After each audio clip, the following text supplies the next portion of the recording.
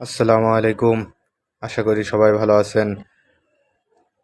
আজকে আমরা পড়ব মতিউর রহমান রিন্টুর লেখা আমার ফাঁসি চাই বইয়ের 14 নম্বর পৃষ্ঠা। ফলে পাকিস্তান 7 মার্চ থেকে তৎকালীন ঢাকা তেজগাঁও বিমানবন্দর দিন-রাত 24 ঘন্টা শুধু সৈন্য আনার কাজে ব্যবহার করেছে। পাকিস্তান আমাদের দেশ থেকে 12,000 মাইল দূরবর্তী একটি দেশ।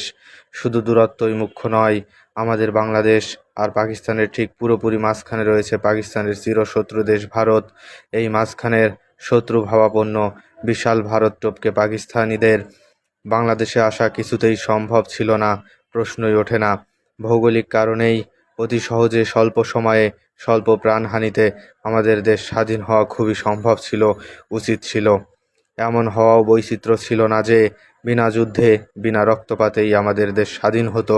কিন্তু আমাদের স্বাধীনতার জন্য কার্যকরী ব্যবস্থা না নিয়ে বঙ্গবন্ধু শেখ মুজিবুর রহমান কর্তৃক পাকিস্তানের দীর্ঘ সময় দেওয়ার কারণেই আমাদের স্বাধীনতার জন্য 30 লক্ষ মানুষকে প্রাণ দিতে হলো। 30 লক্ষ শহীদের এই সংখ্যা নিয়েও প্রশ্ন আছে। 2 লক্ষ মা বোনদের ইজ্জতও দিতে হলো। এই 2 লক্ষ বীরাঙ্গনাদের সংখ্যা নিয়েও প্রশ্ন আছে। আসলে শেখ মুজিবুর রহমান মানসিকভাবে স্বাধীনতার জন্য প্রস্তুত ছিলেন না, অথবা পাকিস্তান থেকে বিচ্ছিন্ন হয়ে আলাদা স্বাধীন রাষ্ট্র তিনি চাননি। পাকিস্তানিরা আমাদের ওপর স্বাধীনতা যুদ্ধ বা মুক্তিযুদ্ধ চাপিয়ে দিয়েছিল এবং তাদের আক্রমণ ও হত্যাযজ্ঞের ফলেই আমরা মুক্তিযুদ্ধ করতে বাধ্য হই। অর্থাৎ পাকিস্তানিরাই আমাদের স্বাধীন হতে বাধ্য করেছে।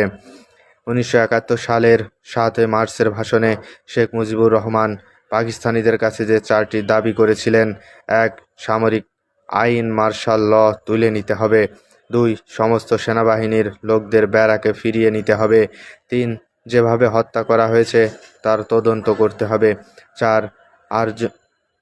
আর জনপ্রতিনিধিদের কাছে ক্ষমতা হস্তান্তর করতে হবে, অর্থাৎ বঙ্গবন্ধু শেখ মুজিবুর রহমানকে পাকিস্তানের প্রধানমন্ত্রী করতে হবে। এই দাবিগুলো যদি পাকিস্তানিরা মেনে নিত, তাহলে কি আমাদের মুক্তিযুদ্ধ করতে হতো? পাকিস্তান থেকে বিচ্ছিন্ন হয়ে আমাদের আলাদা স্বাধীন রাষ্ট্র বাংলাদেশ হতো? কবি নির্মলেন্দু গুণের মতে শেখ মুজিবুর রহমানের 7 মার্চের দাবি পাকিস্তান যদি মেনে নিত, তাহলে আর যাই হোক, এই যাত্রায় বাংলাদেশ স্বাধীন হতো না। বঙ্গবন্ধু শেখ মুজিবুর রহমান ছিলেন পাকিস্তানের নির্যাতিত জনপ্রতিনিধিদের নেতা। পাকিস্তানিরা যদি শেখ মুজিবকে নির্বাচিত নেতা হিসাবে ক্ষমতা দিত, যদি বঙ্গবন্ধু শেখ মুজিবুর রহমান পাকিস্তানের প্রধানমন্ত্রী হতেন, তাহলে তো আমরা নিশ্চয়ই পাকিস্তান থেকে বিচ্ছিন্ন হয়ে আলাদা স্বাধীন রাষ্ট্র হতাম না, বা বঙ্গবন্ধুও তা চাইতেন না। জনগণ কর্তৃক নির্বাচিত বাঙালি প্রতিনিধিদের কাছে পাকিস্তানি সাময়িক শাসকরা ক্ষমতার হস্তান্তর করবে এবং বাঙালি জনপ্রতিনিধিরা পাকিস্তান সরকার পরিচালনা করবেন। এই তো ছিল বঙ্গবন্ধু শেখ মুজিবুর রহমানের প্রকৃত কথা। পাকিস্তানের সংখ্যাগরিষ্ঠ ছিল বাঙালি। এই সংখ্যাগরিষ্ঠ বাঙালিরা পাকিস্তান শাসন করবে, এটাই ছিল বঙ্গবন্ধু শেখ মুজিবুর রহমানের মূল মন্ত্র। ঘটনা প্রবাহের ঐতিহাসিক বিশ্লেষণে বঙ্গবন্ধু শেখ মুজিবুর রহমান ছিলেন পাকিস্তানের শেষ ব্যক্তি যিনি পাকিস্তানের অখণ্ডতায় দৃঢ়ভাবে বিশ্বাসী ছিলেন। ঐক্যবদ্ধ পাকিস্তানের প্রতি শেখ মুজিবুর রহমানের ছিল পূর্ণ আনুগত্য। পাকিস্তান বিচ্ছিন্ন হয়ে যাক, পাকিস্তান টুকরো হয়ে যাক, বঙ্গবন্ধু শেখ মুজিবুর রহমান কখনোই তা চাননি।